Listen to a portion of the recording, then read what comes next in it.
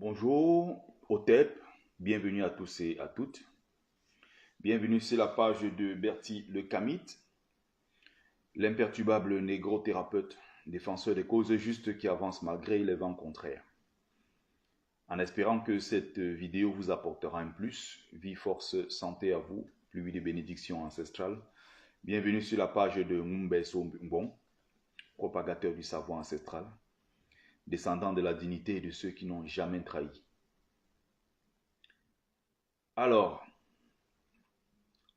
bonjour mes amis de TikTok, bonjour mes amis du côté de Facebook.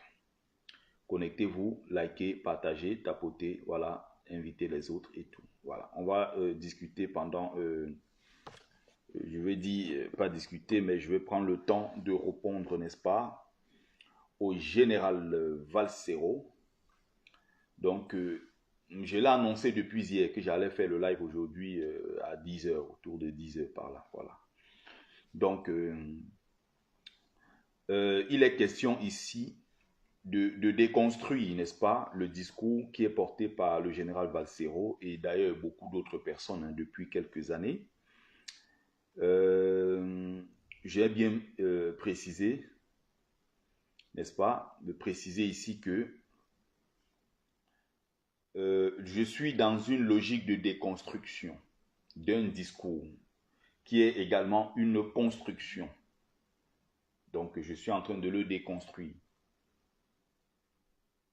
Donc, pour ceux qui, peut-être, quand ils voient, ou depuis mon annonce hier, ou quand ils voient le titre, ils courent pour venir regarder parce qu'ils attendent de voir Bertie Le Camit organiser un direct pour s'attaquer au général Valsero.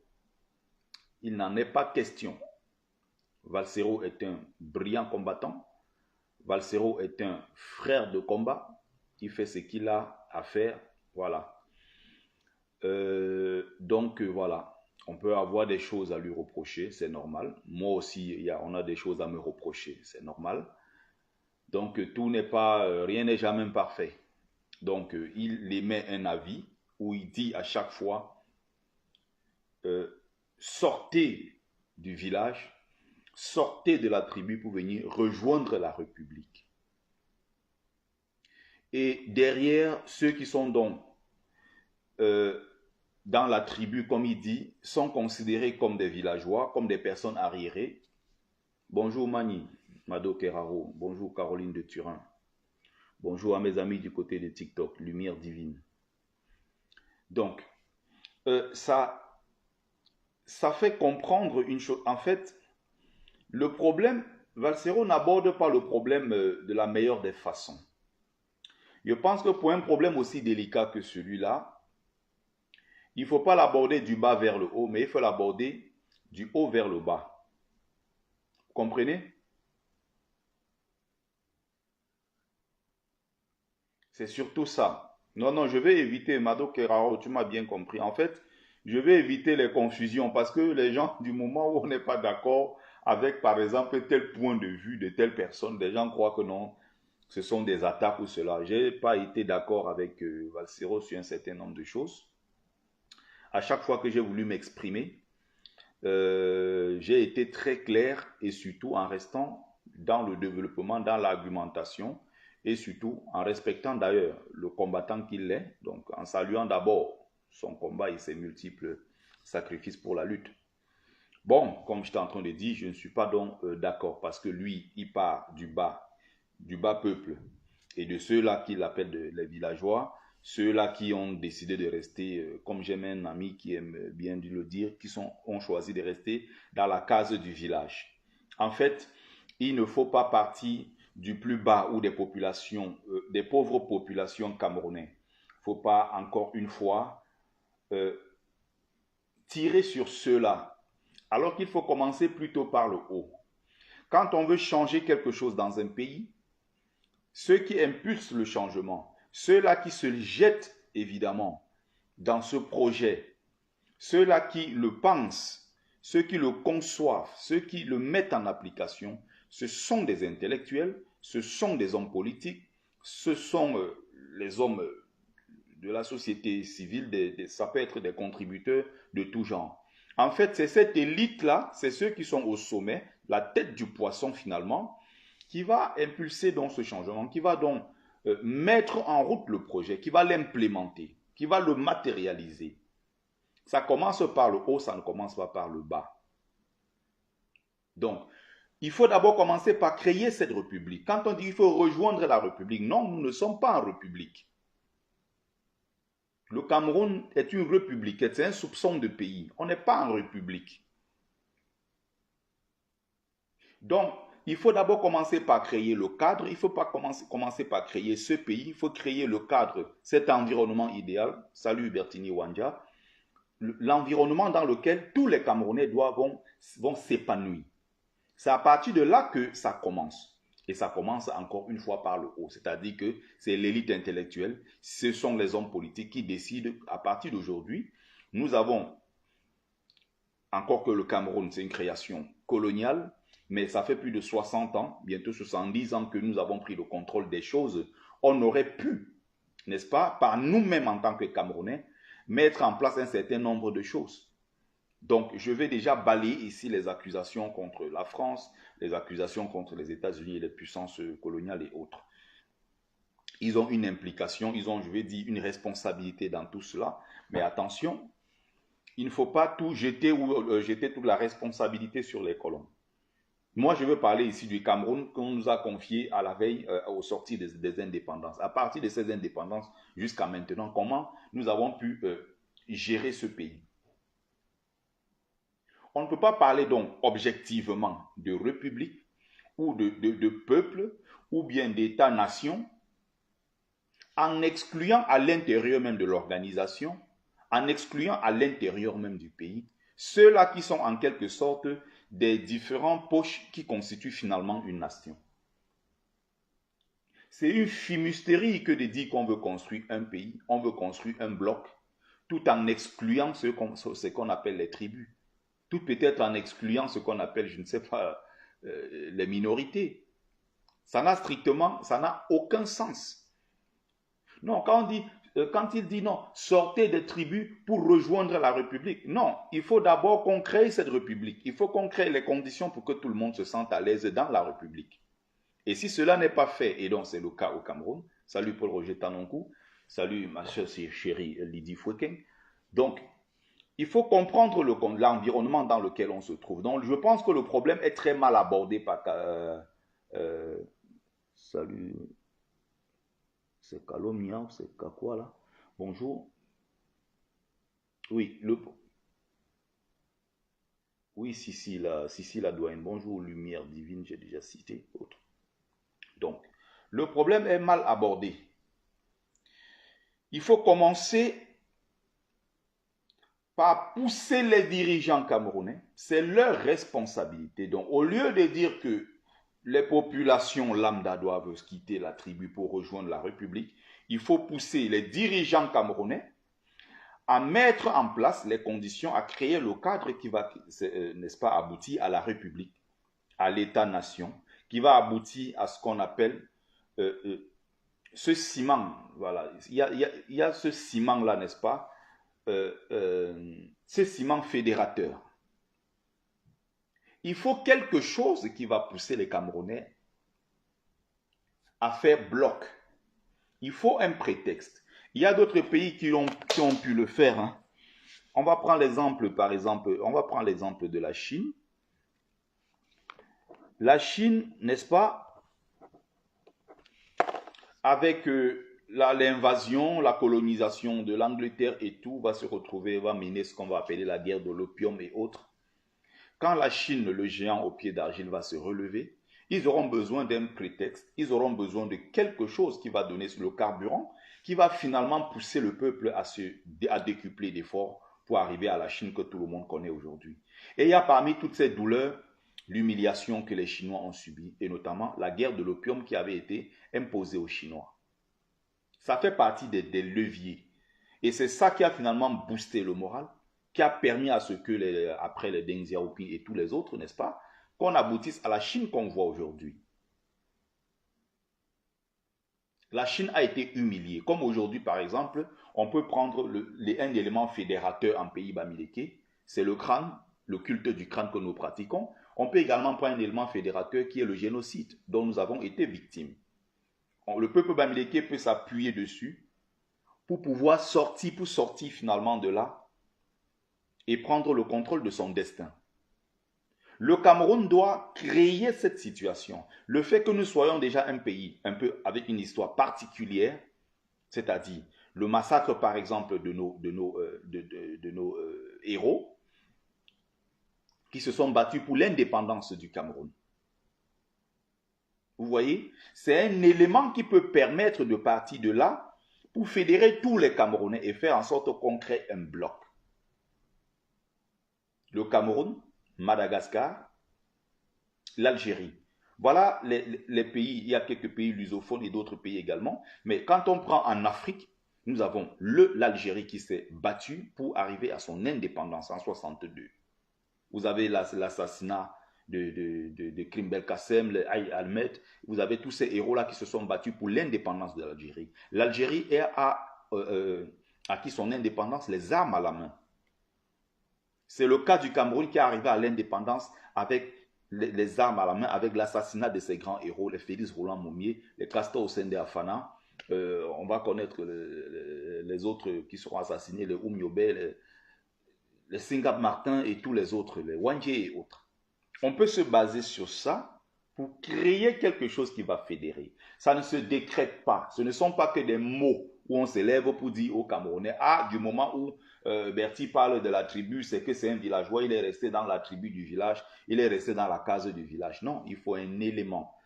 Il faut quelque chose qui va pousser les Camerounais à former un bloc. Et ça ne se décrète pas. Ce sont des faits, ça doit être quelque chose de concret. À partir du moment où tel revendique, par exemple, les routes, il demande ceci pour ces populations du Grand Nord, on trouve que, ah non, c'est un tribaliste. Du moment où, par exemple, tel n'est pas d'accord avec telle ou telle revendication ou telle chose que peut-être son peuple subit en tant que peuple marginalisé, on trouve que non, c'est du tribalisme, dis donc, c'est des arriérés, c'est des villageois. Non, sortez du village, sortez de la case du village ou bien sortez des tribus pour rejoindre la République. Non, il faut créer la République, il faut créer les conditions pour que cela soit possible. On aurait pu se baser tout simplement sur notre histoire commune, n'est-ce pas, pour faire en sorte que le peuple camerounais se fédère autour de cela. Mais qu'est-ce qu'on a fait?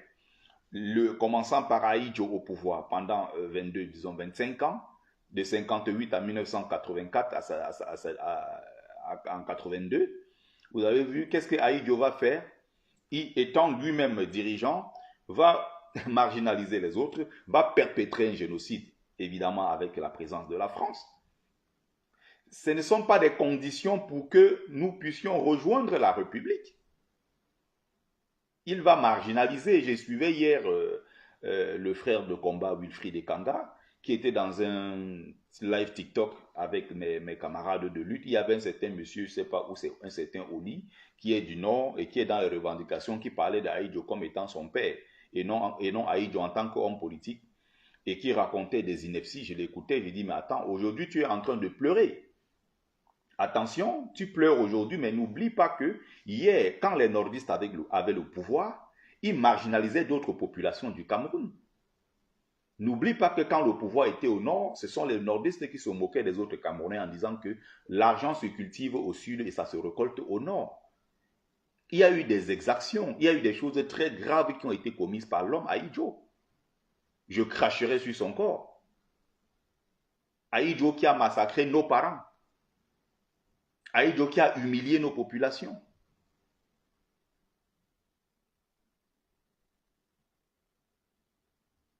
Mais il y a des Bamilékés aujourd'hui qui vont s'incliner sur sa tombe au Sénégal ou je ne sais où.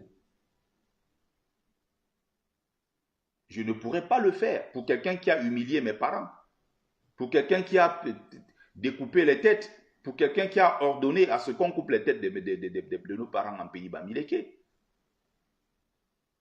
Mais ça reste un grand homme de la République. Ça reste quelqu'un qui a construit et qui a contribué à l'essor du Cameroun, parce qu'on peut tout refuser à Ahidjo, mais il n'y a que ce monsieur, il aimait profondément le Cameroun. Il y a une chose, c'est que Ahidjo, le tissu industriel, c'est lui qui l'a bâti. Il y a une chose, c'est que Ahidjo était quelqu'un qui se battait tous les jours. C'est pour ça que beaucoup lui en veulent d'avoir laissé ce pays entre les mains de Paul Biya. Il y a une chose, c'est que Ahidjo, regardez même aujourd'hui quand vous voyez l'ambassade du Cameroun en plein cœur du 16e arrondissement.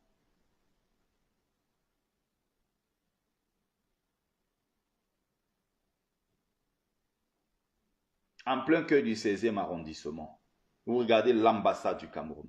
En Angleterre, c'est pareil. Vous allez en Belgique, aux États-Unis. Ahidjo avait fait du Cameroun un joyau. Il y a ce côté-là qu'on ne peut pas lui retirer. Et un Camerounais qui va à l'encontre de cela, ou bien qui n'est pas d'accord, serait tout simplement un Camerounais malhonnête. C'est un homme orgueilleux, c'est un homme qui aimait profondément le Cameroun. Mais il a également son passif. Donc je suis donc descendant des victimes d'Ahidjo. Tu ne peux pas venir parler d'Ahidjo comme quelqu'un qui a... Non, il a fait des choses bien, il a fait des choses qui étaient très très mauvaises. Et même après lui, les nordistes ont payé de leur vie parce qu'il fallait défendre Ahidjo après le coup d'État manqué d'avril 84 où beaucoup de nordistes sont morts à cause d'Ahidjo. Ils ont été sacrifiés littéralement. Je vais parler plus tard de la marginalisation des nordistes au Cameroun en présence même d'Ahidjo quand Ahidjo était encore président. C'est-à-dire que cette marginalisation des autochtones du Nord, qu'ils appellent là-bas les sauvages, les Kirdis, les populations, ça peut être les Mundang, les Mundang, les Gisiga et tout ce qui va avec. Du moins tous ceux-là qui ne sont pas comme Ahidjo, parce que Ahidjo c'était un islamophile. Et donc il y a une hégémonie, il y a une domination depuis des siècles des islamopeuls sur toutes les autres populations autochtones du Nord ou les populations qu'ils appellent là-bas les indigènes ou bien les Kirdis, c'est-à-dire les sauvages.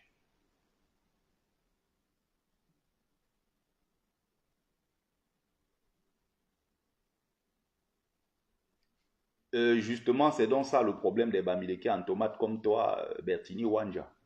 Voilà quelqu'un dont les parents ont été humiliés, quelqu'un dont les parents on a coupé la tête, on a mis les bâtons de cigarettes, on a pourchassé et on persécute les Bamileke encore à travers le Cameroun jusqu'à aujourd'hui, qui trouvent que non, Ahidjo avait très bien fait et qu'on ne peut pas faire des omelettes sans casser les œufs. C'est-à-dire que Ahidjo a fait ce qu'il a fait et il a fait une bonne république. Et donc, pour faire la bonne république, il fallait qu'on tue tes parents, qu'on humilie tes parents. J'ai vraiment du mal avec ce genre de raisonnement. Mais bon, connaissant l'homme, ça ne me surprend pas parce que Bertini Wanja, on sait que ça ne vole pas très haut intellectuellement. Mais ce que tu viens de faire comme déclaration, c'est très grave. De dire qu'on a fait une bonne république en oubliant que Ahidjo, tu sais le désastre dont que les Bamileke ont subi. Tu sais jusqu'à quel point aujourd'hui on est désorganisé à cause de ce maquis, à cause de ces génocides qu'on a subis. Tu sais que toi, en tant que Bamileke, tu aurais pu ne même pas exister. Si les dernières poches des Bamileke qu'on avait rassemblées avaient été massacrées, on ne serait même pas là aujourd'hui. Et Ahidjo était au pouvoir jusqu'en 1982,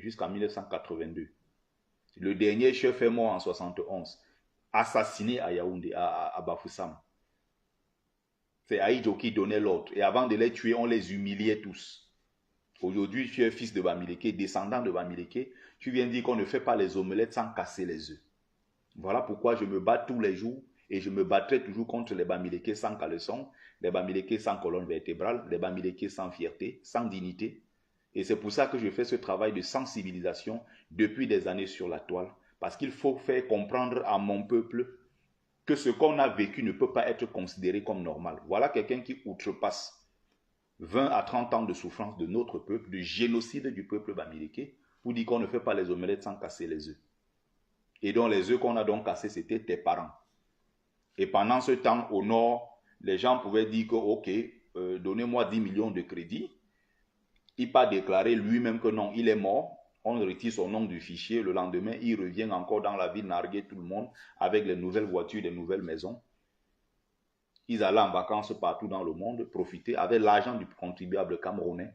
Pendant ce temps, tes parents vivaient dans la brousse. Et même quand ils ont quitté l'ouest Cameroun pour se réfugier dans d'autres parties du Cameroun, ils ont été pourchassés là-bas, persécutés à Douala, persécutés à Tombel, persécutés dans le Mungo, massacrés par ceux-là qui étaient au pouvoir. Ça ne s'est pas arrêté avec Ahidjo. Ça a continué avec Paul Biya. Et même encore récemment, en 2023, vous avez des Bamileke qui, au Cameroun, sont massacrés, qui sont persécutés, marginalisés, en présence de la police camerounaise, des forces de sécurité camerounaises. Que les ancêtres te pardonnent, Bertini Wandja. Je ne vais pas insister dessus très longtemps. Mais le notable que je ne suis pas content de ce que tu viens de dire. Parce que c'est une insulte à notre peuple. C'est une insulte.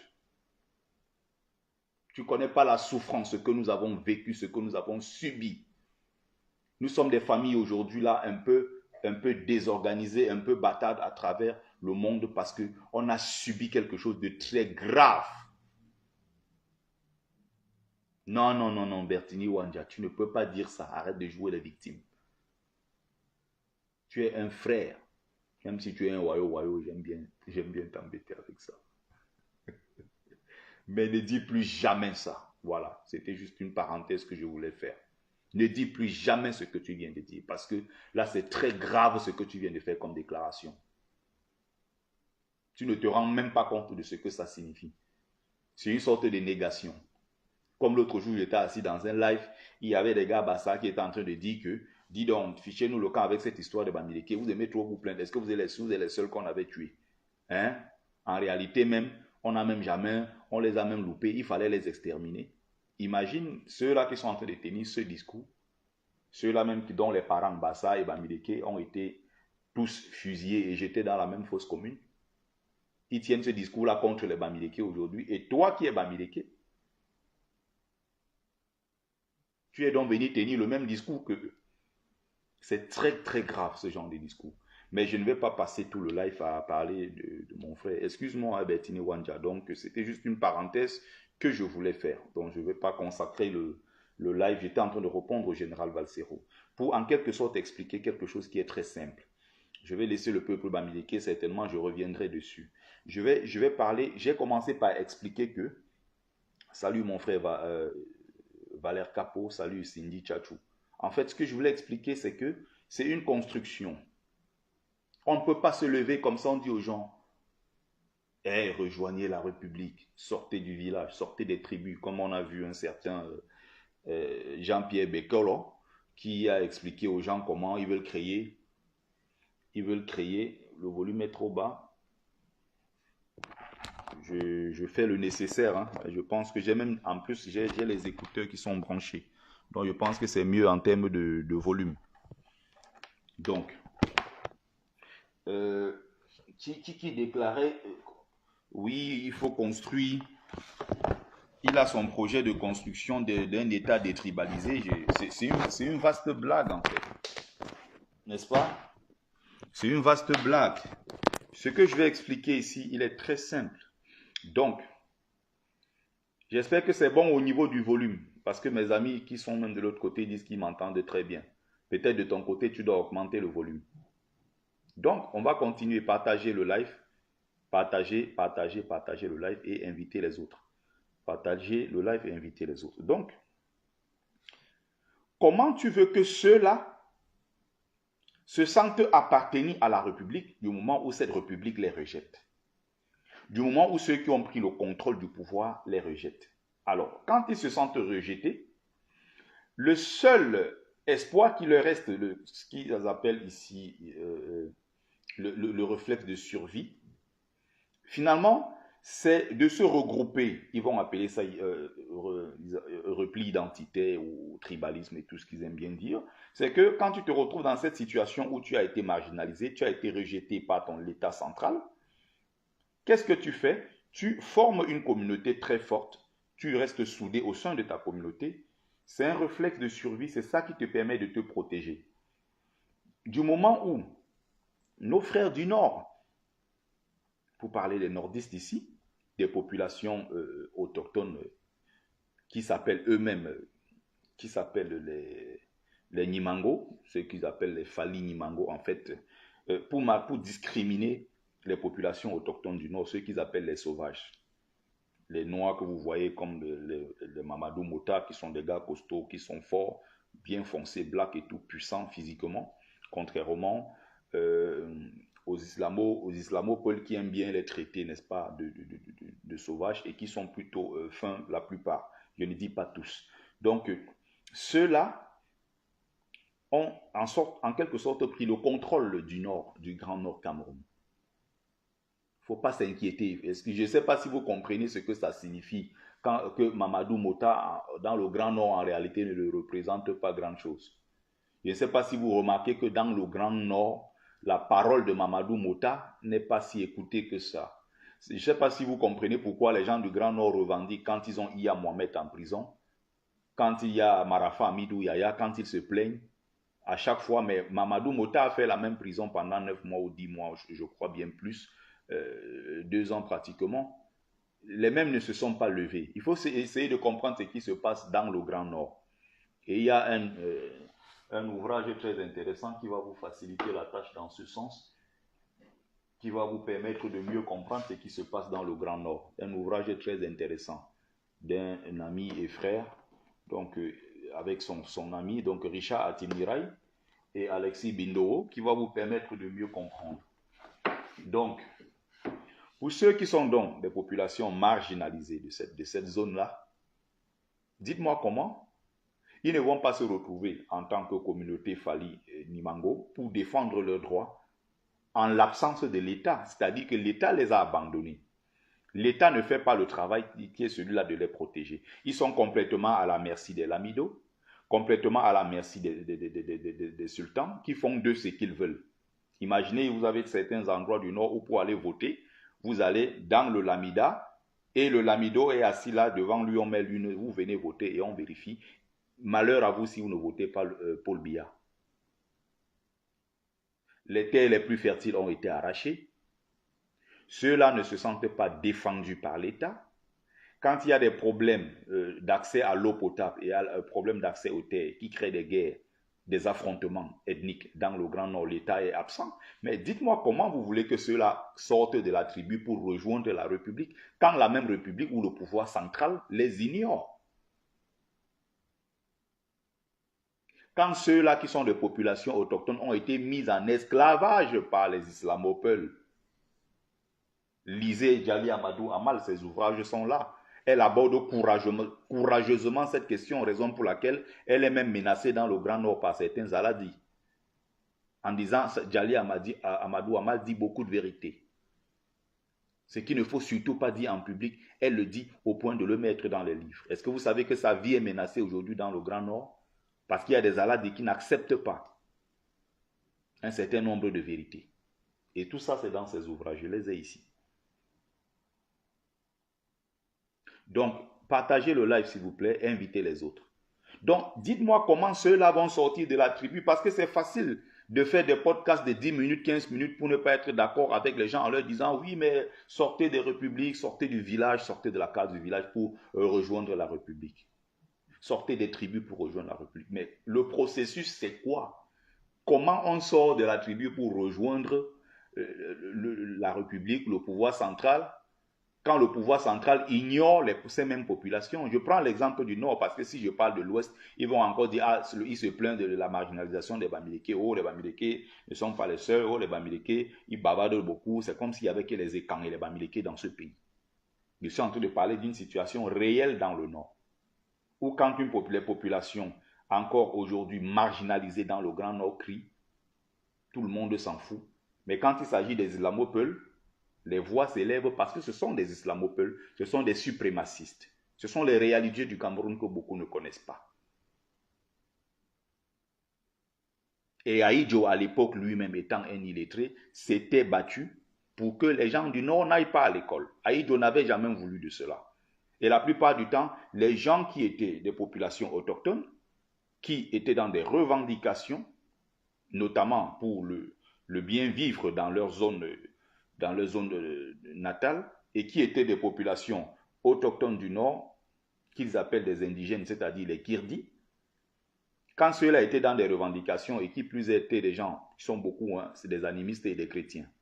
Parfois on parle de Grand Nord ou musulmans, ce n'est pas vrai. Il y a dans cette partie-là des millions d'animistes, des millions de chrétiens. Et donc ceux-là, comme l'un des tout premiers docteurs de notre pays, le Vrumsia Chinaya, quand ils étaient dans des revendications de ce genre, Aïdjo avait tout fait pour les éteindre et les clochardiser. Et donc, dans certains cas, pour avoir certains avantages à Yaoundé, il fallait être coopté par les lamidas, dans les lamidas ou bien dans les sultanats, il fallait être coopté là-bas pour espérer avoir une place à Yaoundé. Parce que finalement, la plupart du temps, ceux-là qui ont parole à Yaoundé en tant que ressortissants du Nord sont pour la plupart des islamophobes. Mais dites-moi comment, quand ceux-là sont abandonnés par l'État central,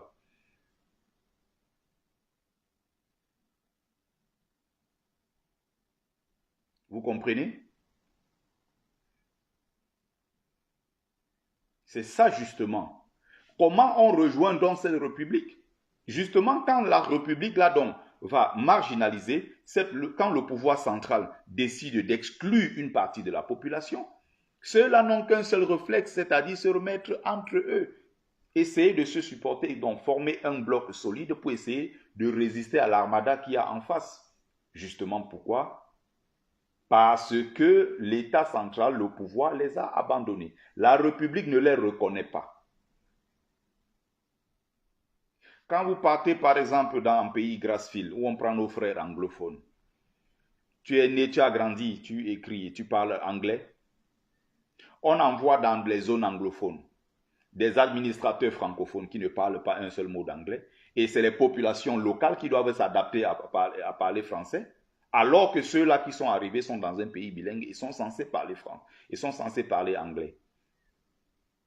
Quand tu es né, tu as grandi en zone anglophone, tu écris en français. Moi, par exemple, quand je faisais l'université de Douala, nous, on était ceux qui faisaient philosophie, lettres et sciences humaines. De toute façon, moi, je faisais philo. Nous, on faisait des cours de psychologie et on était en tronc commun souvent avec les autres. Mais je ne comprenais pas. Et c'est la première fois que moi, je vivais ça, que j'avais des étudiants qui étaient anglophones et qui écoutaient, qui suivaient le cours en français et qui traduisaient sur leur feuille en anglais.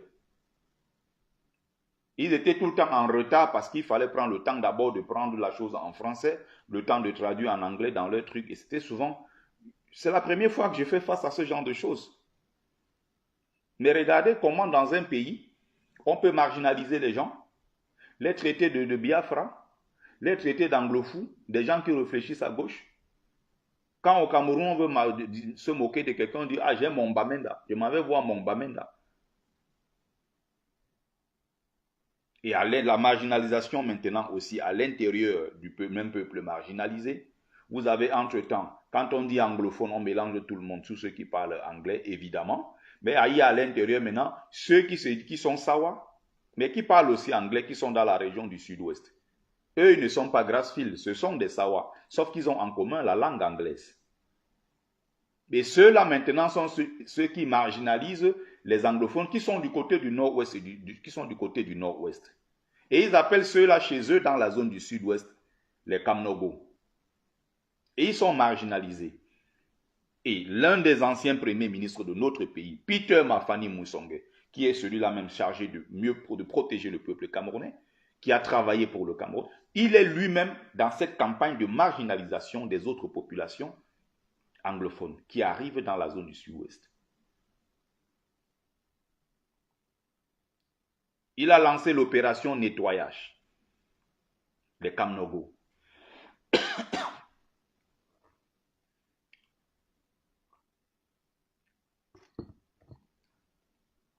Quand vous faites donc ça, vous méprisez les populations. Pour faire n'importe quel document, il faut partir de sa zone, payer son transport, aller loin à Yaoundé le faire. Vous avez tout centralisé.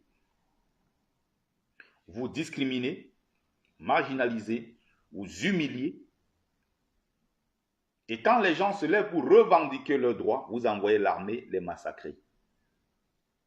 Dites-moi comment ceux-là vont se sentir camerounais. Dites-moi comment ceux-là vont sortir de leur zone, ça peut être géographique, linguistique, géolinguistique, ça peut être une organisation tribale, mais dites-moi comment ceux-là ne vont pas se retrouver entre eux et finalement s'organiser pour se défendre ou s'organiser pour résister à cette marginalisation-là. Et tout cela arrive pourquoi? Parce que l'État central les a abandonnés. C'est facile de faire des podcasts pour dire oui, sortez des tribus, il faut rejoindre la République. Comment on rejoint cette République? Comment les gens vont se sentir appartenir au Cameroun quand tu as 11 de moyenne, par exemple au bac scientifique au Cameroun? Parce que tu t'appelles Nia ou tu t'appelles Sikadi. On prend quelqu'un qui s'appelle, je ne sais pas, Aminou, ou quelqu'un qui s'appelle Awana,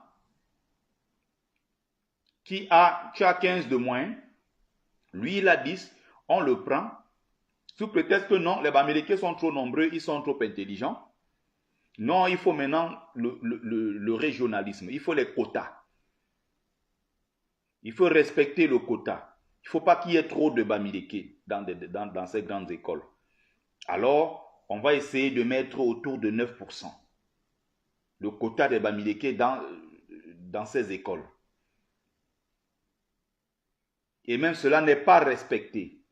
Donc, c'est-à-dire que les gens décident d'adopter un mode de vie qui est presque anti-républicain. Les gens décident de ne pas aller à l'école, d'aller chasser leurs bœufs, d'aller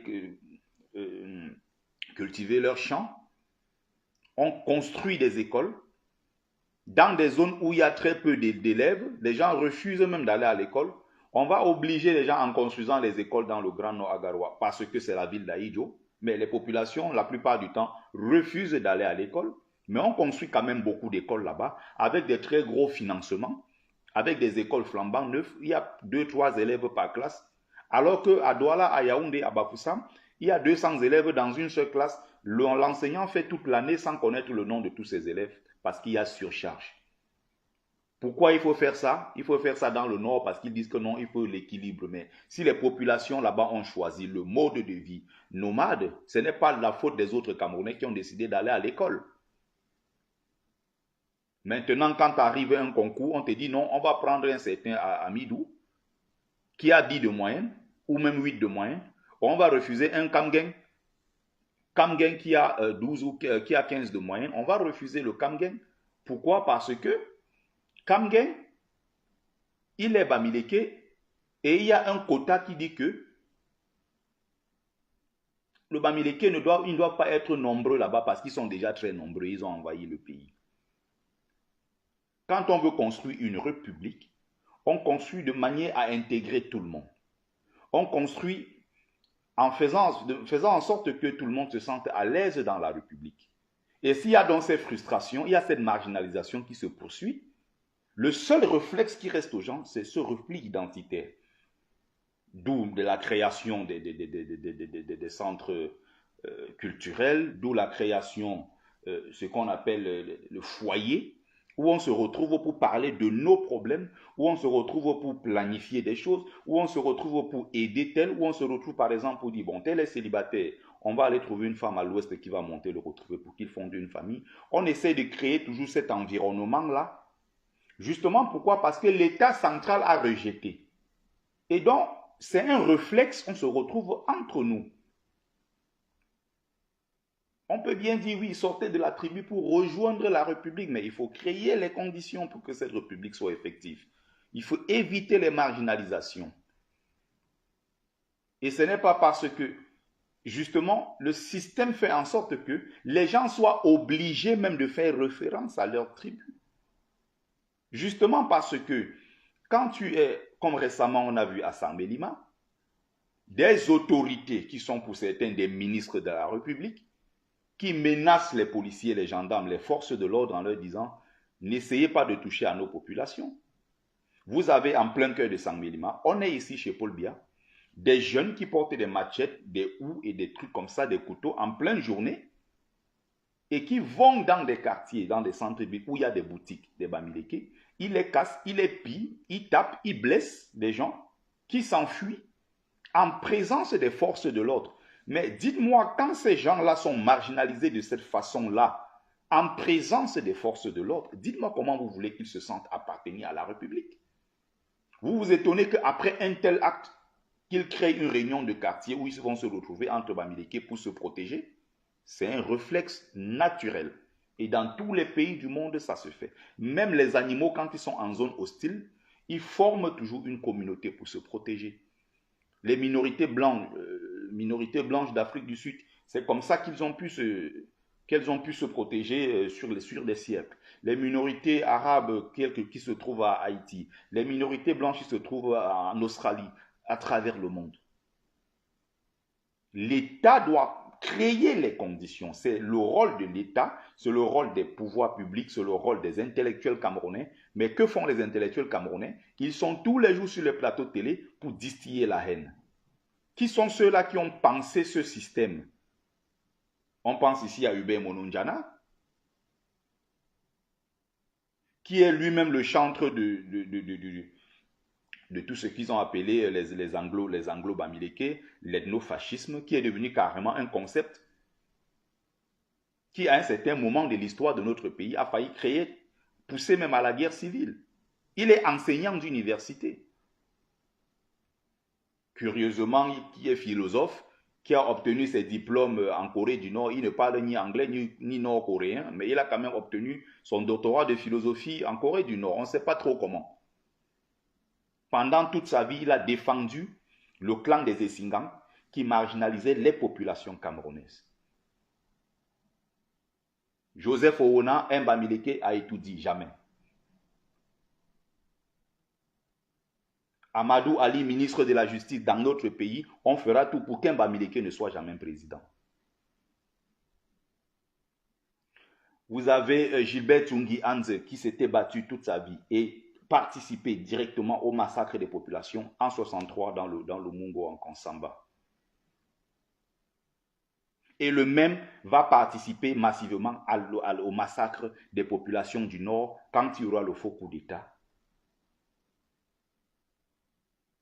Et le clan des Essingans qui va se créer derrière pour prendre le contrôle du pays et solidifier Paul Biya, fortifier Paul Biya à son poste, va créer les conditions pour que le massacre soit effectif.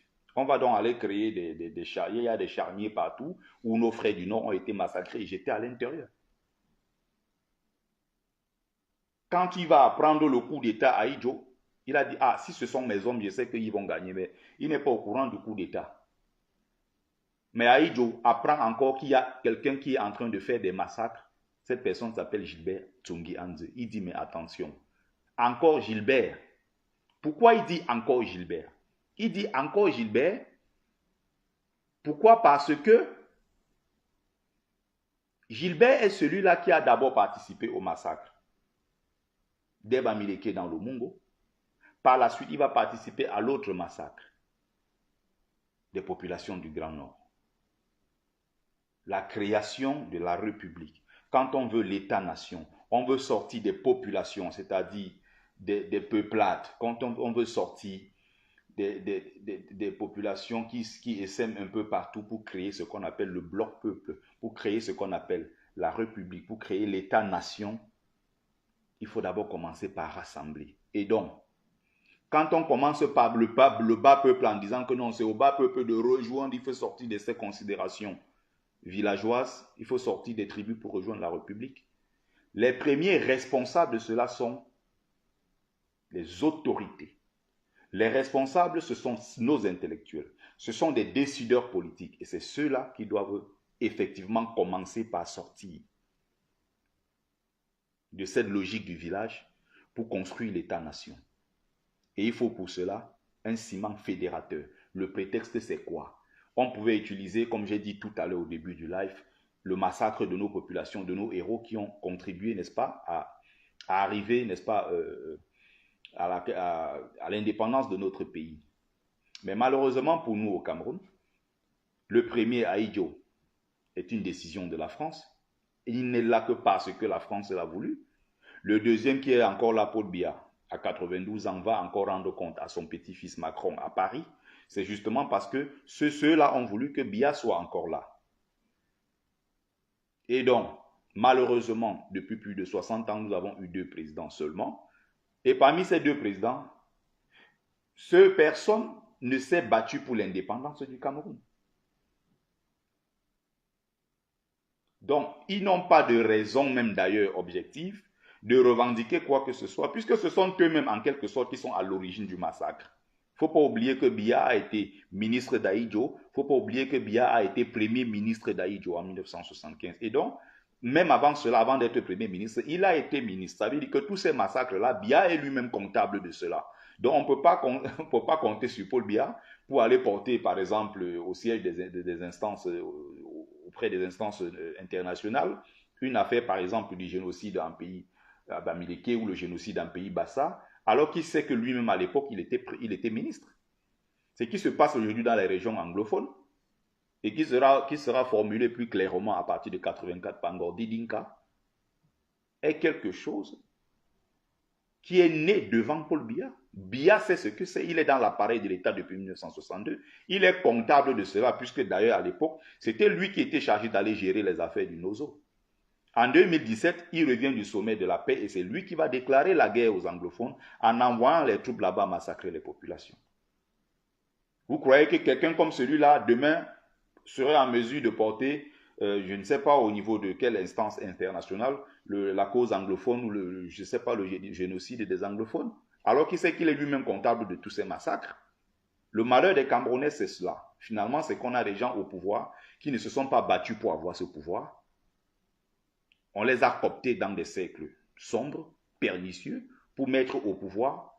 Et effectivement, le but, étant au pouvoir, c'était de renflouer les caisses de la métropole, d'envoyer le maximum de matières premières et de conserver le pouvoir par la suite. Et c'est ce que Biya a passé le temps à faire. Donc finalement, on est dans une sorte de campagne aujourd'hui où, quand tu te lèves en tant que nordiste pour revendiquer, quand tu te lèves en tant que Bamileke pour revendiquer, on trouve que non, c'est toi le villageois, c'est toi qui n'as pas compris, ou bien c'est toi qui ne sors pas de la case de ton village pour rejoindre la République. Il en va de même aussi pour les élites. Il n'y a pas que le bas peuple. Mais ce que j'ai envie de dire ici, c'est que non, au lieu de parler avec insistance de ceux-là qui doivent sortir de la tribu pour rejoindre la République et autres, non. Il y a également le fait que non, on doit commencer par le commencement. Et le commencement, c'est à quel niveau? Ce sont ces autorités. Ce n'est pas moi, le pauvre Bertie Le Camit, qui porte la cause, par exemple, Bamileke. Je le fais tout simplement en tant que citoyen camerounais. Je porte la cause camerounaise. Ça ne m'empêche pas de porter une cause Bamileke qui est une cause essentielle. Donc, j'étais en train de parler des populations du Grand Nord tout à l'heure. J'ai pris des exemples dans le Grand Nord pour expliquer à quel point ces populations du Grand Nord sont également marginalisées. Bonjour Yannick Lagrive, bonjour le célèbre lion, Lou Clos. Donc, voilà un point essentiel, n'est-ce pas, que je voulais, c'est un point essentiel que je voulais développer ce matin. Je vais prendre 10 minutes juste pour conclure, en appelant encore une fois les autorités camerounaises, les intellectuels, et c'est là où ils doivent agir. Où sont les intellectuels camerounais? Les intellectuels camerounais doivent faire leur travail. Dans tous les pays du monde, c'est ce qui se fait. Ceux-là qui vont prendre le temps de penser une question, ceux qui vont prendre le soin de matérialiser, de la matérialiser. Tout ça, c'est des choses qui s'inventent. Hein. C'est comme une recette de cuisine. Aujourd'hui, quelqu'un s'assoit et mange le tarot. Non, ce n'est que le génie, la création de quelqu'un. Ou ça peut être d'une société, ou d'une société secrète, ou bien, je ne sais pas, des cercles initiatiques dans lesquels les gens pensaient ces choses-là. Ou ça peut être quelqu'un qui, au sous-quartier, a un matin inventé une recette qu'on appelle le tarot. Un plat qui s'appelle le tarot. C'est comme que quelqu'un s'assoit, prend sa guitare et puis compose une musique. Un État, c'est comme ça que ça se construit, pas des hommes qui, à un certain moment, prennent leurs décisions, à un certain moment, prennent leur destin en main et décident, n'est-ce pas, d'implémenter quelque chose, de penser la chose, de l'implémenter. Salut Brico Dubois. Et justement, c'est ce qui manque au Cameroun. Il va falloir donc refaire tout le travail à partir du moment où nous aurons à la tête du Cameroun. Raison pour laquelle nous appelons les Camerounais conscients à confier le destin du pays à Maurice Kamto. C'est l'homme de la situation. Celui-là même qui, à l'époque, en 1971, avait à peine 15-16 ans, qui était accroché sur un arbre et a vu comment Ernest Wandje et ses camarades avaient été fusillés. Celui-là qui a consacré sa vie, est cet homme d'État qui a tout donné pour que le Cameroun soit, pour que le Cameroun puisse, n'est-ce pas, reconquérir son espace territorial. L'affaire Bakassi, même si ce mérite-là, certains essayent de le lui retirer. Et il doit le revendiquer aussi. Parce que les gens souvent se plaignent d'Eto. Eto aime dire je. C'est son mérite. Sauf qu'il en fait un peu trop. Mais Eto, c'est son mérite. Donc, Kamto doit être aussi capable de dire que Bakassi. C'est pour ça que c'était intéressant quand il a été arrêté à Douala, humilié par un certain commissaire Essogo, en lui disant que tu vas faire pipi sur toi, tu vas faire caca sur toi. On va t'humilier, toi, Kamto. Le grand génie, ce grand homme sera arrêté, humilié par des petits gendarmes. À Douala, pour être amené à Yaoundé, enchaîné. On l'humilie. Et il va dire ceci. Les mains que vous êtes en train d'enchaîner, ce sont ces mains-là qui ont scellé le sort, le destin du Cameroun à Bakassi. C'est une honte ce que vous êtes en train de me faire, le grand Kamto. Quelqu'un comme ça, on l'humilie. Parce que ce qu'ils savent faire, c'est humilier les gens. Ils ne savent pas autre chose. Humilier, humilier, humilier. Et nous avons choisi cet homme-là pour diriger notre destinée. Il a l'étoffe pour diriger et porter le Cameroun au sommet. Et nous avons seulement 10 ans pour remettre le Cameroun sur les rails, sur le toit de l'Afrique, le Cameroun. Nous y croyons parce que nous avons les talents dans tous les domaines. Et quand le Cameroun va commencer comme ça, quand on va atteindre notre vitesse de croisière, aucun pays d'Afrique ne pourra nous arrêter. J'y crois jusqu'au bout. Il faut les meilleurs dirigeants au bon moment de l'histoire. Et il faut que ceux-là s'imposent. Parce que ce sont eux qui ont la connaissance. Ne laissez pas les idiots prendre le contrôle. Si vous prenez les incultes, vous laissez les médiocres prendre le contrôle, c'est de votre faute. Les sachants, ceux-là qui sont patriotes, honnêtes et qui veulent voir le Cameroun se développer, ne doivent en aucun cas laisser la porte aux médiocres. Bonjour Maître Amédée Touko, bonjour Son Altesse Tchali, Demeta, Eriko Le Djombos, bonjour. C'est pour ça qu'il ne faut surtout pas laisser la porte ouverte à ces gens-là. Donc je voulais conclure le live en disant que oui, c'est le devoir des intellectuels camerounais. Il y a plusieurs prétextes. Il faut qu'il y ait ce ciment fédérateur entre le peuple camerounais. C'est ce qui manque encore. Et c'est une construction sociale. C'est une construction politique. C'est une construction des hommes qui, à un certain moment, des grands hommes de l'histoire, qui doivent prendre leur destin en main. Quand vous voyez des gens qui ont tous les diplômes, qui ont toutes les compétences et qui voient, par exemple, à un poste de ministre un incapable, comme à Tangandji, quand ils voient des incapables et médiocres partout, à tous les postes pratiquement dans notre administration, ils se plaignent. Mais si vous vous plaignez, prenez votre destin en main. Si vous voulez avoir ces places-là, prenez-les et ramenez le Cameroun au plus haut. Vous laissez ces places-là aux idiots, vous laissez ces places-là aux médiocres, et après vous vous plaignez. Alors montrez que vous pouvez le faire. Si vous savez que le Cameroun a besoin de vous, a besoin de vos talents, battez-vous pour mettre ce talent-là au service de votre pays et ne laissez pas ces places-là aux médiocres. Et quand ces médiocres vont prendre le contrôle, vous savez comment fonctionnent les médiocres. Ils vont prendre des personnes encore plus médiocres autour pour essayer de prendre le contrôle. Puisqu'ils savent que sur le terrain des idées, le terrain de la pratique, des compétences, ils sont complètement absents. Alors s'ils te prennent toi plus intelligent, plus compétent, forcément il perd sa place. Qu'est-ce qu'il fait? Il s'entoure des idiots et entre eux, ils prennent le contrôle. C'est exactement ce que le premier médiocre Paul Biya a fait toute sa carrière. Il n'a jamais supporté quelqu'un de plus intelligent.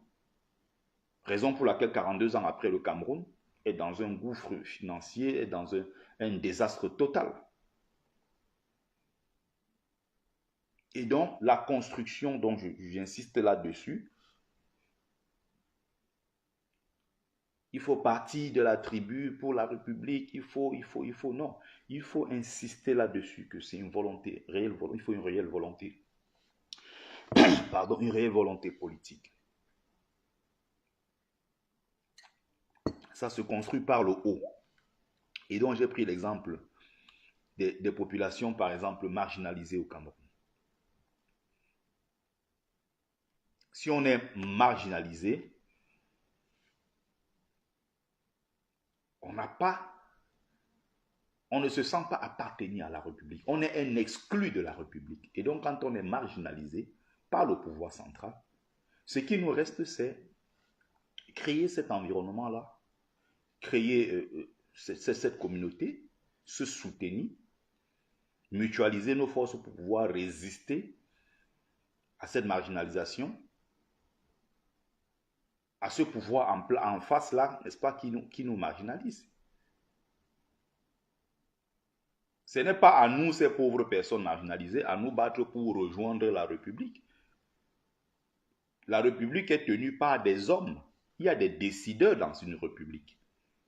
Et donc ces décideurs-là ont décidé, n'est-ce pas, d'exclure avec les affaires de quotas, avec les affaires d'équilibre régional, avec tous ces concepts fumeux et tous ces trucs qui ont été conçus dans les laboratoires de déstabilisation de notre pays, pas des tribalistes, pas ceux-là même qui sont les chantres de la destruction de notre pays, qui sont les responsables de cette déchéance-là de notre pays. Et il va falloir donc se battre. Il va falloir se battre encore pour reconstruire. Et reconstruire ici tous ensemble, avec des Camerounais, qu'ils soient du Nord, qu'ils soient Sawa, qu'ils soient Bamileke, qu'ils soient Ekan, qu'ils soient musulmans, qu'ils soient chrétiens, qu'ils soient animistes, qu'ils soient francophones, anglophones. Nous avons besoin de toutes ces compétences-là, nous avons besoin de tous les enfants camerounais pour reconstruire notre pays, ou d'ailleurs même le construire. Et il faut toutes les compétences dans tous les domaines. Donc j'ai du mal avec ceux qui pensent que, comme je citais tout à l'heure là, Jean-Pierre Bécolo, qui pense qui parle de la construction d'un État détribalisé où il va falloir complètement éradiquer les ethnies, où il y a les tribus, des films comme ça là, une fumisterie qui ne dit pas son nom. Comment c'est possible? Comment on le matérialise? C'est quoi le processus? Est-ce qu'il a quelques exemples des pays dans le monde où ça a marché? Même les plus vieilles républiques. En France, il y a encore des gens qui se sentent occitans, qui se sentent corses, qui se sentent savoyards, qui se sentent... C'est leur droit. Ça n'empêche pas qu'ils soient français. Parce qu'il y a eu aussi dans l'histoire de ce pays des populations, oui, qui ont été marginalisées. C'est un peu comme une sorte de blessure qu'on essaie de cacher. Non, faut pas déplacer le problème. Il faut le mettre sur la table, il faut l'affronter. C'est comme ça qu'on construit un peuple. C'est comme ça qu'on arrive finalement à créer ce ciment fédérateur. C'est comme ça qu'on arrive à faire en sorte que tout le monde s'intéresse à un noyau central. C'est ce que le Cameroun n'arrive pas à faire. C'est ce que nos politiques, nos élites intellectuelles n'arrivent pas à faire. Donc on ne peut pas se lever et toujours penser que non, ceux-là qui se plaignent aujourd'hui comme les anglophones qui sont marginalisés, ah non, c'est eux le problème, ce sont eux les villageois, ce sont eux qui ne veulent pas rejoindre la République. Ah non, ce sont eux qui sont les anglophones, ce sont eux les Biafra, c'est ceux qui réfléchissent à gauche. Dès que tu dis que les Bamileke sont marginalisés, ah non, non, non, celui qui tient ce discours, Bertie le Camit, non, c'est un danger. Ah non, le problème Bamileke n'existe pas. Les Bamileke sont comme tout le monde au Cameroun. Ils n'ont pas de problème. Ils ne sont pas discriminés. Il n'y a pas de souci. Ce sont eux les villageois. Ceux-là qui revendiquent. Non, c'est ceux qui ne comprennent même pas le fond du problème. C'est ceux qui veulent se victimiser. Ceux qui sont du Grand Nord, quand ils disent que non, nous sommes humiliés sur nos propres terres. Vous avez par exemple en 2024, on a encore joué un match l'autre jour. C'était où? Au stade Rumde Adja. Est-ce que l'État central a écouté les revendications des populations de Rumde Adja? Des espaces de terre qui ont été repris ces espaces-là qui ont été arrachés aux populations locales qui sont marginalisées et qui sont des populations autochtones qui ont été, eux, ces populations esclaves, n'est-ce pas, des islamopeuls. Quand ils parlent de Rumde Adja, plantation des esclaves de Adja, qui retrace encore un passé très très douloureux dans cette partie du Nord. Mais ce nom a été conservé, Rumde Adja. Les Camerounais le prononcent avec fierté. Beaucoup ne savent pas ce que ça signifie, mais c'est une humiliation pour les populations autochtones du Nord en leur rappelant leur passé en tant que sujet des islamopeuls qui avaient pris le contrôle de tous les espaces de terre riches, avec l'islamisation forcée, avec l'obtention des postes dans l'administration et le contrôle donc de toutes les populations autochtones. Est-ce que l'État, le pouvoir central, a écouté les pleurs des populations du Grand Nord? Non. Est-ce qu'on écoute les pleurs du peuple bamileke, du peuple Grassfield en général? Non. Est-ce que ces minorités qui sont marginalisées aussi, est-ce qu'on les écoute? Non. Mais dès qu'on n'est pas d'accord, on se plaint. C'est ceux-là qu'on présente, ceux justement qui se plaignent, c'est ceux-là qu'on présente comme des personnes arriérées, des villageois qui ne comprennent rien. Vous allez plaindre par exemple, en diaspora en disant oui, mais en diaspora, oui, les gens ne se retrouvent pas en tant que Camerounais, on se retrouve en tant que village. On ne se retrouve pas en tant que Camerounais tout simplement, on se retrouve en tant qu'organisation des Bangsois, association des Banganté ou association des Bafia, association des Sawa. Non, c'est l'ensemble de ces associations-là qui forment la communauté camerounaise de la diaspora. C'est l'ensemble de ces tribus-là qui finalement forment le Cameroun. Bon, l'État maintenant, qui est censé donc faire qu'on oublie ce genre de choses, ok, pour se retrouver en tant que Camerounais tout simplement. Est-ce que vous connaissez un événement en France qui est organisé chaque année dans un espace où on convie, n'est-ce pas, tous les Camerounais à venir célébrer la République, boire, manger, danser et célébrer le Cameroun? Vous en connaissez? Non, ça n'existe pas. Ils ont des choses qu'ils ont créées entre eux au sein du RDPC où ils se retrouvent à l'ambassade, ils mangent entre eux, ils parlent boulot ensemble. Et encore pour le maquillage, comme d'habitude, ils vont prendre quelques deux bamileke sans caleçon, deux, trois nordistes par là, un sawa ici, et ils vont mettre ensemble, ils vont vous dire voilà le Cameroun. Ce qui est complètement faux. La preuve, ces gens-là, quand ils sont autour d'eux, ne se retrouvent pas parce qu'ils parlent leur langue. Les dernières réunions encore du RDPC, regardez, quand la brigade anti-Sardina est allée boycotter, ils avaient loué une salle somptueuse pour fêter les 40 ans de Paul Biya au pouvoir. La base a surgi sur les lieux pour boycotter. Regardez la langue que les gens parlaient. Tous parlaient quelle langue? Ils parlaient Ekan. Ils parlaient le Bechi. Mais si le RDPC donc n'est pas un parti tribaliste, comment ça se fait que vous vous retrouvez en tant que militant d'un parti politique d'envergure nationale qui est au pouvoir depuis 42 ans et les gens se retrouvent à parler leur langue? C'est ce qui se passe dans nos ambassades. C'est ce qui se passe dans nos ministères. C'est ce qui se passe au centre des impôts. C'est ce qui se passe partout dans notre pays. C'est ce qui se passe en diaspora. C'est une marginalisation des autres populations du Cameroun par l'État central qui est tenu ici par le clan des Essingans, qui est un clan, n'est-ce pas, Fangbeti Boulou. Et même encore, j'expliquais récemment, à l'intérieur de ce grand ensemble, il y a des Manguissa qui sont aussi marginalisés, il y a des Etones qui sont marginalisés, les Bachenga et les autres. Et les suprémacistes au-dessus sont évidemment les Boulous, qui sont de l'ethnie de Paul Biya.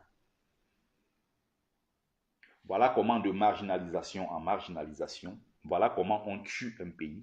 Et quand les gens se plaignent, c'est ceux-là qu'on traite, n'est-ce pas, d'instigateurs du désordre, c'est ceux-là qu'on traite de villageois, d'arriérés, de tribalistes et tout ce qui va avec. Donc il était important pour moi de faire ce live. Voilà la marginalisation qui continue.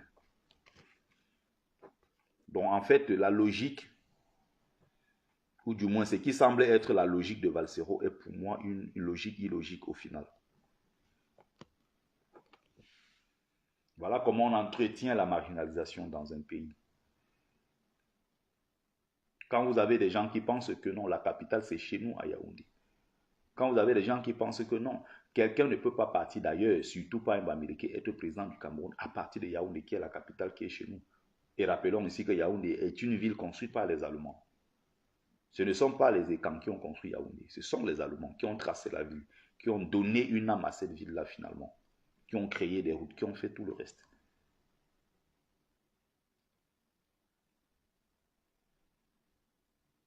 Bonjour mon frère Roro. Quand vous avez des gens qui pensent que non, dans le clergé camerounais, il y a trop de Bamileke.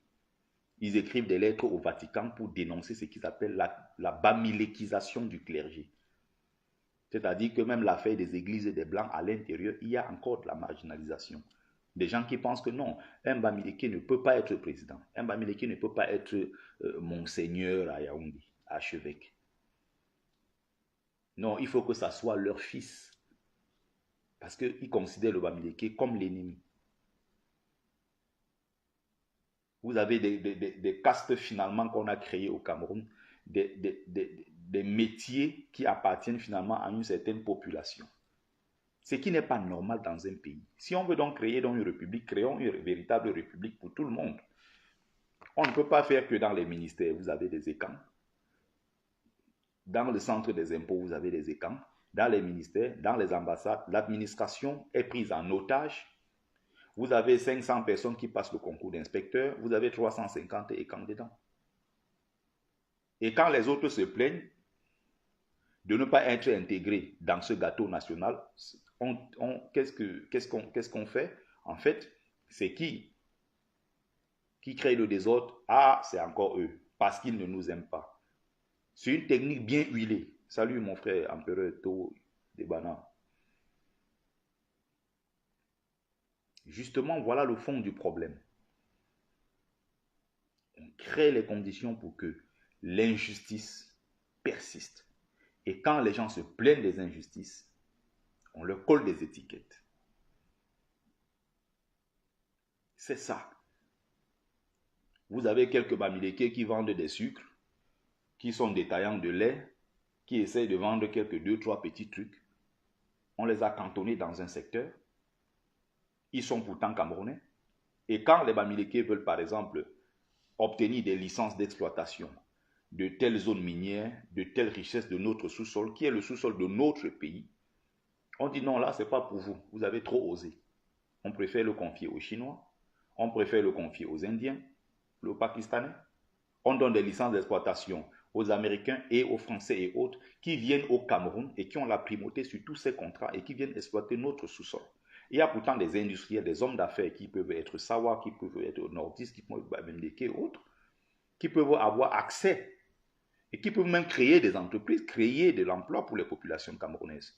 Non, on confie cela aux étrangers qui viennent puiser nos richesses et qui renvoient, n'est-ce pas, l'argent de l'autre côté. Or, les Camerounais, c'est leur pays. Ils créeront forcément les richesses sur place et donneront des emplois sur place. Vous avez des Chinois aujourd'hui qui sont devenus de plus en plus des patrons importateurs sur place, qui sont devenus des grossistes sur place à quoi? Les Camerounais qui sont plus dans le marché, qui sont des Bamileke, qui sont devenus aujourd'hui des détaillants. Ça fait rigoler quand vous voyez des Chinois aujourd'hui au Cameroun qui ont des vastes boutiques. Les Bamileke viennent acheter chez eux pour aller détailler dans les rues au sol. Les mêmes gens finalement qui disent que non, les Bamileke rentrez chez vous, vous nous avez envahis, les mêmes qui se plaignent des Bamileke ne se plaignent pas de ces Chinois. Au lieu de laisser le frère qui est camerounais, qui forcément partagera cela avec toi, parce que le même Bamileke là est marié à une nordiste, le même Bamileke est marié à une Sawa, est marié à une Ekan. Ils ont des enfants ensemble et forcément vont éduquer ensemble ces enfants. Donc s'il va se débrouiller dans son petit commerce là, l'argent là, ça reste au Cameroun non seulement, l'argent là va de toute façon tourner sur l'ensemble du territoire. Et les autres vont en bénéficier. On marginalise le Bamileke, on lui refuse des licences d'exploitation parce qu'il est Bamileke, on donne des étrangers qui puisent et qui s'en vont avec. Et il ne faut surtout pas dire que c'est anormal. Il ne faut surtout pas dénoncer cela. Dès que tu dénonces, on dit, ah, tu es un pro-Bamileke. Non, non, non, non, tu es dans les revendications. Les Bamileke se victimisent, ils aiment trop se plaindre. Voilà le discours. Comment donc on construit la République? Comment on fait que les gens se sentent camerounais, fiers de l'être? Quel est donc l'élément finalement sur lequel on peut s'accrocher pour dire aujourd'hui qu'on est fier d'être camerounais? Vous croyez qu'on est fier d'être camerounais quand Eto'o marque quelques buts ou quand les Lions indomptables gagnent une Coupe d'Afrique, ça suffit parce qu'on s'assoit, on boit une Kadji ensemble ou une 33, je ne sais pas quoi, on rigole? C'est ça être camerounais? Il en faut bien plus. Partagez le live s'il vous plaît, partagez.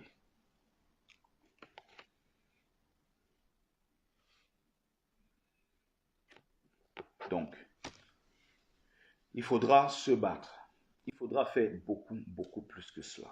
Beaucoup plus que cela. Et nous devons prendre notre destin en main. Notre vie n'est pas plus importante que la vie des Oumiobe et autres. Notre vie n'est pas plus importante que tous ces gens-là qui sont morts pour le Cameroun. En Afrique de l'Ouest, les populations sont en train de se libérer. Au Burkina, au Mali, un peu partout, on voit comment ça bouge. Et ça va bouger encore dans d'autres pays d'Afrique.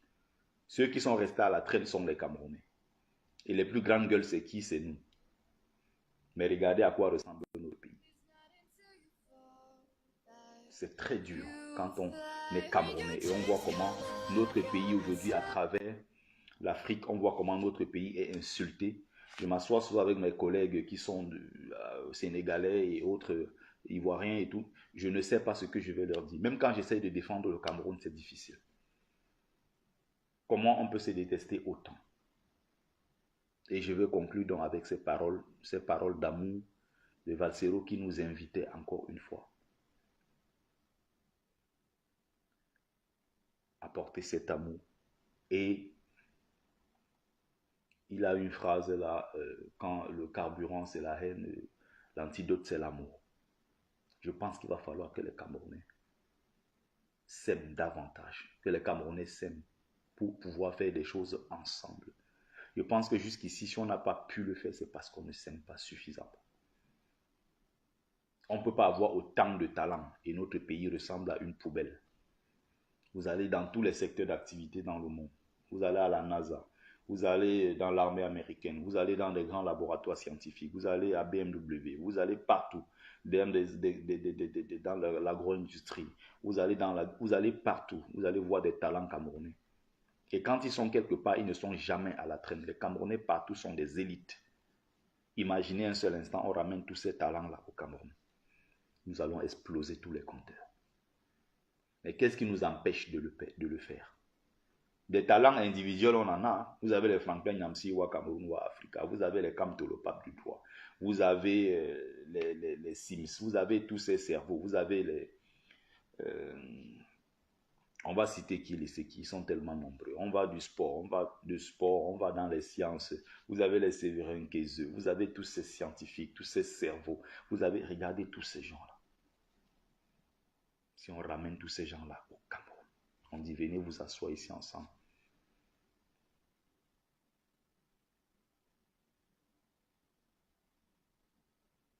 Il faut beaucoup plus d'amour que cela. Il faut beaucoup d'amour.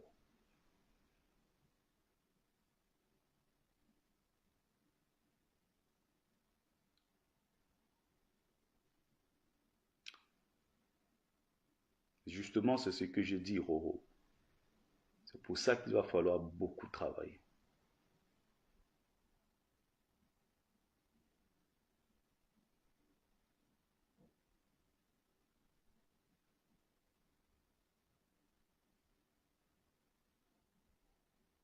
Non, non, non, non. L'amour, aimer et respecter même tes ennemis. Non, non, non.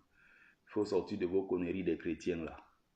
Il faut aimer ton ennemi et prier pour lui. Ça, c'est vos conneries des chrétiens. Moi, je ne suis pas chrétien, mon ami. Je ne suis pas musulman, je ne suis pas chrétien, je ne suis pas dans vos conneries.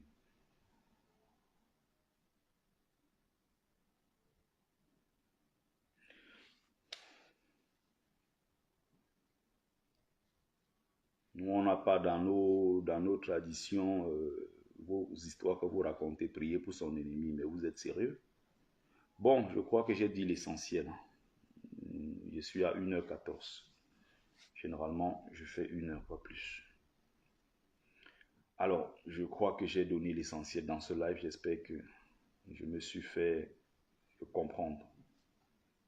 J'ai passé mon message. Voilà.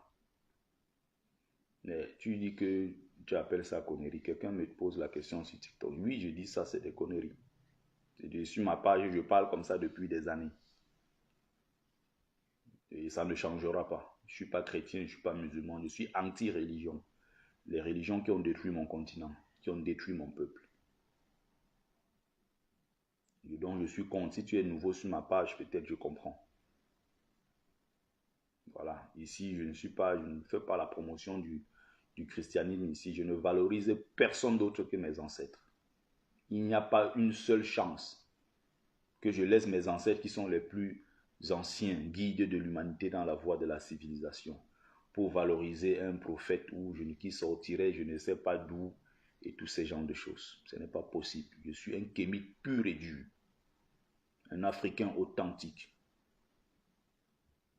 Je suis panafricaniste, africain authentique. Le premier acte fort qu'on doit poser quand on est panafricaniste, quand on est un Africain authentique, pur et dur, c'est d'abandonner les religions coloniales pour se ressourcer dans sa propre religion ancestrale. Et c'est ce que je fais depuis des années et des années aujourd'hui. Je vais laisser mes ancêtres, les Mbotera Tekungum, je vais laisser les Mbotanguna, je vais laisser les grands, les géants, mes ancêtres, qui étaient si beaux, costauds, forts, puissants. Je vais laisser mes ancêtres méritants les plus grands pour vénérer des ancêtres, des gens qui couraient dans le désert, qui couraient après les biches et qui mangeaient les oignons toute la journée. Et le soir, ils faisaient la guerre, ils se bagarraient, ils buvaient de l'alcool, ils saoulaient. Vous êtes sérieux? Ils buvaient de l'alcool frélaté, ils saoulaient, ils allaient attaquer des gens, ils prenaient des terres, ils faisaient des guerres partout, ils couraient derrière les sangliers. Ils mangent les sangliers, après ils vont bagarrer. Moi, je vais laisser mes ancêtres pour aller adorer les ancêtres comme ça là. Vous êtes sérieux?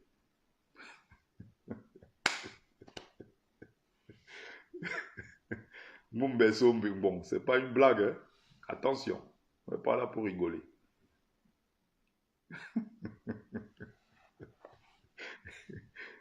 Il y a quelqu'un là-bas qui m'étonne sur TikTok. J'ai l'impression que c'est la première fois que la personne m'écoute. Non, tout pour elle, non, c'est violent, quoi. Moi, je ne suis pas dans vos choses et je m'assume. Et c'est rare de voir des gens qui publiquement tiennent ces discours. Et de plus en plus, il y en a, ça monte. Donc, nous, on n'est pas dans vos choses. Je lèche l'écran de mes ancêtres quand je dors avec même. On met l'huile là-dessus, on lèche. Ça, c'est notre tradition. La vision du monde de mes ancêtres. Leur rapport à la transcendance. Comment eux voyaient le monde. Quel était leur rapport entre eux, les humains, et le Dieu. C'est ce que moi je suis. Je suis les pas de mes ancêtres. Je vais laisser les pas de mes ancêtres qui étaient des hommes nobles, dignes. Pour aller suivre les pas de quelqu'un, je ne sais pas qui sortait de quel désert, je ne sais où. Quelqu'un qui, on dit qu'il est mort à 33 ans. Pas de femme, pas d'enfant. À l'époque, même les femmes étaient free. Les femmes à l'époque étaient cadeaux. Même une femme, il n'a pas pu gagner. Faire un enfant avec, il n'a pas pu. Moi, je vais laisser mes parents, mes ancêtres qui étaient des grands polygames, des hommes virils, forts, puissants, qui donnaient des beaux bébés partout comme nous, comme ça, là, dodus comme ça, forts, puissants. Je vais laisser de vénérer mes ancêtres pour aller vénérer les gens qui faisaient des bagarres dans les déserts partout là-bas, qui mangeaient des oignons. Toute la journée, ils n'avaient que des oignons à manger. Il n'y a rien à manger. Mes ancêtres avaient tout, du bon vin, ils avaient tout. Tout était dans la nature, comme ça pour eux. Des belles femmes, à manger à profusion. C'est pour ça qu'ils ont bâti les brillantes civilisations. Ils n'avaient pas le temps d'avoir faim pour aller agresser les gens, manger des sangliers, bagarrer, faire la guerre partout.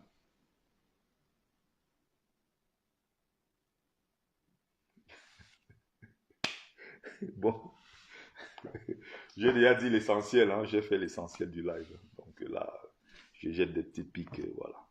Mais sachez que je vous aime, sachez que je vous adore. Mais c'est ma nature, je suis un brin provocateur, polémiste et tout. Et je n'aimerais surtout pas changer. Et je ne changerai jamais parce que j'ai envie de plaire. Ou être le gars qui entre dans les cases, le mec avec un discours policé, qui ne dit pas un mot plus haut que l'autre, qui parle pour plaire aux gens, qui non, non, non. Je reste Bertie que je suis, mon berceau, bon, et j'ai pas besoin de changer. Ou tu m'aimes ou tu me détestes, ça c'est ton problème. Mais les vrais, au fond, savent que je les aime. Ils savent que je suis amour. Salut, salut, salut. Et très bonne journée à vous. C'était Bertie le Kamite, l'imperturbable négro-thérapeute, défenseur des causes justes qui avance malgré les vents contraires. En espérant que ça vous a plu. Vie, force, santé à vous. Plus des bénédictions ancestrales. C'était Mumbeso Mpungon, propagateur du savoir ancestral, descendant de la dignité de ceux qui n'ont jamais trahi. Au tep, au tep, au tep.